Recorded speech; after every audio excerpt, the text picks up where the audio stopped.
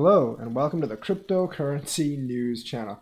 Um, so this NFT painting of Vitalik Buterin has set a record in a weekend crypto art sale. Now, this is obviously kind of crap, honestly. It's not even that great of a painting, but this does goes to show you the tide is turning, and then that NFTs are, I think, in the future, digital art can be worth just as much, if not more, than virtual art. I think this is just the beginning of something. This is like obviously like a hype fad, once time thing, a non fungible token. Obviously, I have no interest in this picture because honestly, I don't even think it's that good. I'm not really an art person, but I personally don't really think that's that good. But this does goes to show that NFTs in the future will and can have great value. Obviously, these are just early NFTs, so they might have like historical value later on. But it does go to show you that blockchain NFTs and blockchains that can support NFTs will actually be good in the future. So let's see how much this sold for. Ethereum co-founder Vitalik Buterin, dressed like a medieval harlequin, leaning against a velvet chair, stares past the viewer into the distance. That is until he's rocketed in the sky while Ether's price flashes on the screen. Ethereum is rallying, the image suggests. I mean, this is like an Ethereum moon image, obviously.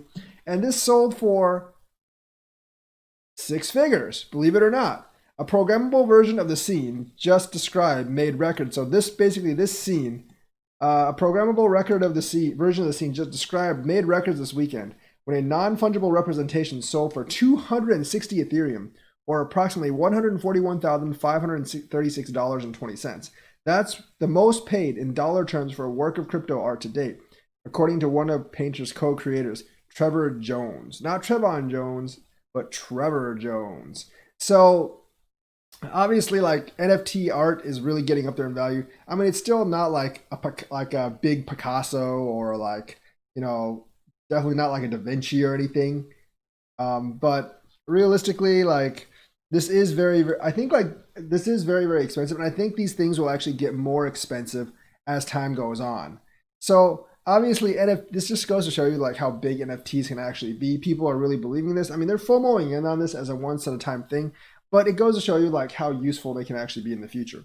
So an innovation enabled by the blockchain-based art market and platform Async Art with ETH Boy was released on allows digital artworks to reflect external data and stimuli. ETH Boy will change every day in response to external variables out of yours or anyone else's control. Jones website records. So I guess this piece of art will actually change every day, and that's another like advantage of programmable art, that you can actually get the scene to actually change every day. Whereas like when someone paints a painting, it's just like it can't change. I guess that could be an advantage or a disadvantage. As the months and years progress, ETH Boy on Async will become an artistic visual representation of Ethereum, relating to factors including price fluctuations, gas fees, an accessory layer connected to one of Vitalik's wallet addresses, and even annual changes triggered by Vitalik's birthday and the initial release of the Ethereum system. The site continues. The painting is the first such programmable art project. So programmable art is adaptable and changeable art, whereas physical art can't really change. So that's a big advantage that programmable art could have, which launched in February and has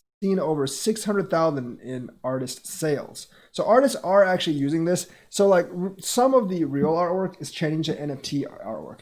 The artwork is a one of one, an industry term for digital artwork that only has one official version, and that's a non-fungible token. If it's a fungible token, it's probably one of many. Derive their value from cryptography, derived scarcity. The same underpinning that ensures each Bitcoin is one of a kind and cannot be double spent can be applied to any object and rendered as an NFT. So basically, it's more than just ownership. Twitter user Max Stealth is now the owner of the unique painting following a day-long auction. The sale can be observed here, but it's more than a collector's item, as the painting's unique characteristics continue to yield revenue for its owner and creators.